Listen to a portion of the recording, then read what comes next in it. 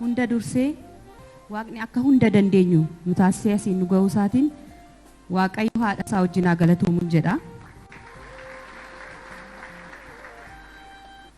Haacee koo waggaa har'aa waliin turre. Har'a garuu nu jidduu hin jirtu. Ta'us qaamaan nurraa gargar baate malee yaadaaf qalbiin kee nu bira jira. Waliin jiraannas.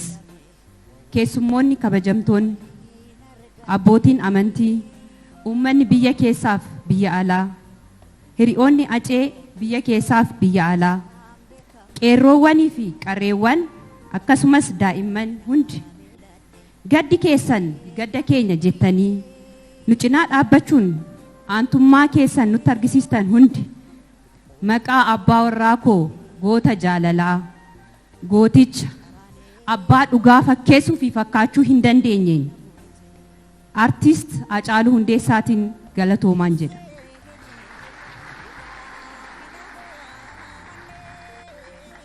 Baga nagaan dhuftan.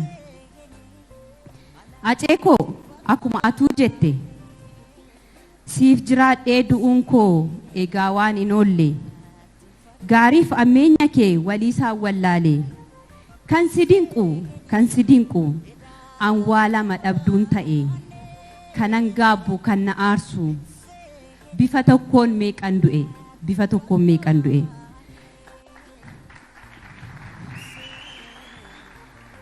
Eeyyen Acee koo bifa tokkoon waa lama dhabduun ta'e sis dhabeen dhugaa kees dhabe.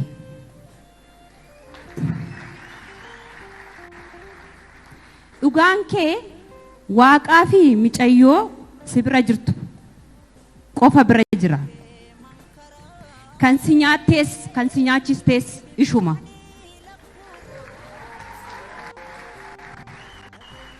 Atuu akkuma jette kan nama nyaatu nu keessa jira jette mitiire.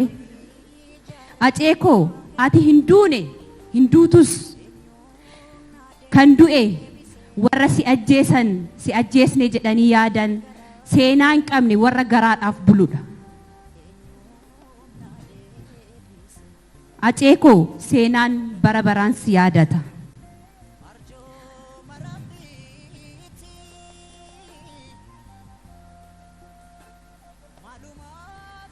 Aceen koo akkuma jedhe dhugaan kee dhugaadha.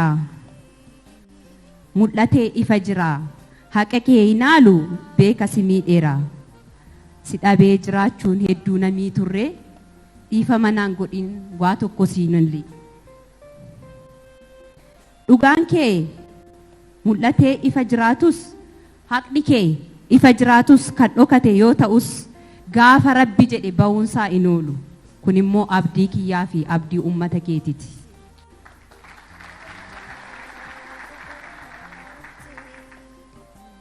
Acee koo ati hin duune hin duutus yaa gootummaa kee yaa kaayyoo kee waanumaan ittiin si ibsuun qabu.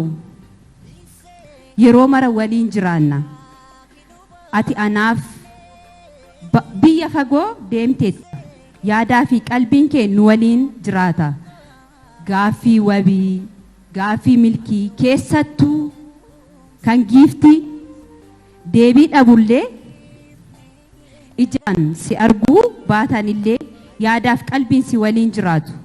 Acee koo anii fi ati waliin jiraannee ijoollee keenya guddifannee dulloomnee waliin duuna siin jedha ture. Ati garuu lakki kiyyuu ati ijoollee guddista naan jechaa turte. Edaa akka duutu hin beekta ture maaf natti nimirre kuni gaafii kiyya. Acee nama lubbuun jiru hin faarsu jette. Warri Acee koo ajjeesistan dhugaa fi dhiiga isaa dhoksitan inuma bubbula malee dhugaan inuma baha. Dhugaan ilma waaqaati jedha Oromoon yeroo mammaaku. Acee koo dandeettii fi obsa siif kenne anaafis ijoollee keefis uummataafis haa kennu. Osoo fakkeessuu fi fakkaachuu dandeesse yoomsi dhabna turre. Ijoolleen kees abbaan keenya hin dhufu jedhanii nan gaafatan ture.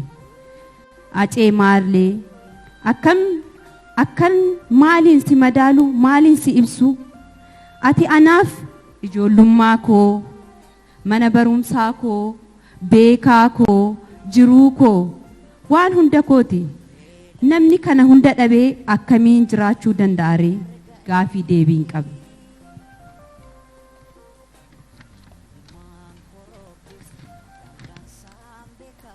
Acee koo boolla kee daadhiin haa guutu dhiiga fi dhiiga kee dhugaa fi dhiiga kee rabbi haa baasu warreen si waliin wareegamanis boolla isaanii daadhiin haa guutu.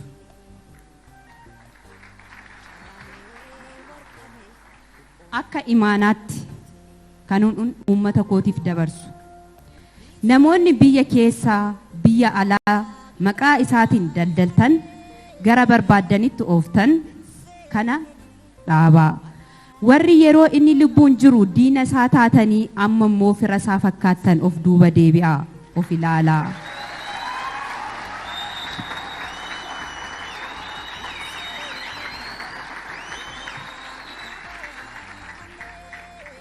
Mee erga boqatee haa ciisu yoo dandeessan warri fakkeessitan fakkeessuu irra ta'uutu caala waan ta'eef dhugaadhaan dubbadhaa dhugaadhaaf mormaa jiraachuuf jecha sammuu keessan hin gogomsinaa dhugaa acee koo akka bahu amantii qabdaniin rabbinaaf kadhadhaa.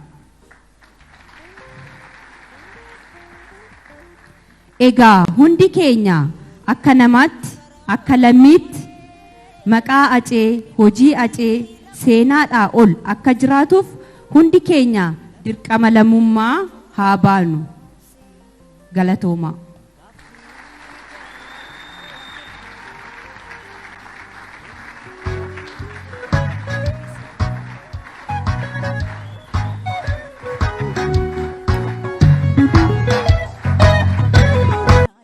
ስለ ልጃቸው ትውስታም ያካፍሉናል። በአክብሮት ወደዚህ እንቀበላቸው።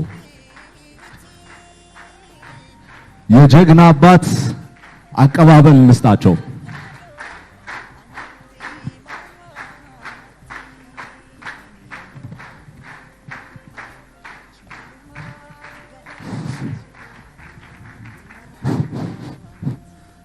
kabajamtoota namni galma kana keessatti argamtoonni hundumtuu egaa namni na dura dubbate waan baay'ee dubbataniiru baay'ee dubbachuullee barbaadu waan xinnoo irra buutee dheetanii maal isinitti fakkaate Haacaaluuni ani abbaa isaa ta'ee anaan haa waamamu malee haadha isaatiin haa waamamu malee Haacaaluun saba ilma bal'aati saba ilma Oromooti.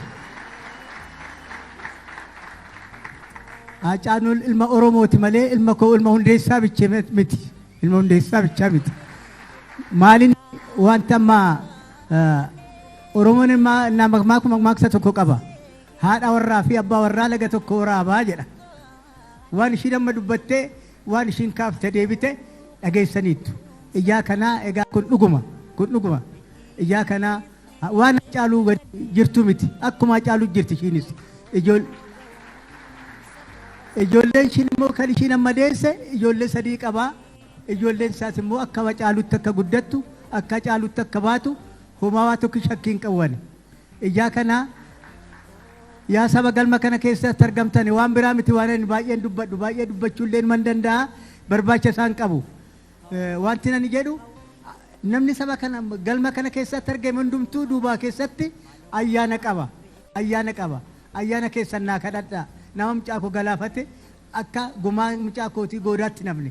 Dhiigni mucaa kootii goodaatti dhangala'ee akka namne waaqatti naa kadhadhaa kana bichaan isiniin jedha malee waan biraa wanti hin jedhu garuu galatooma.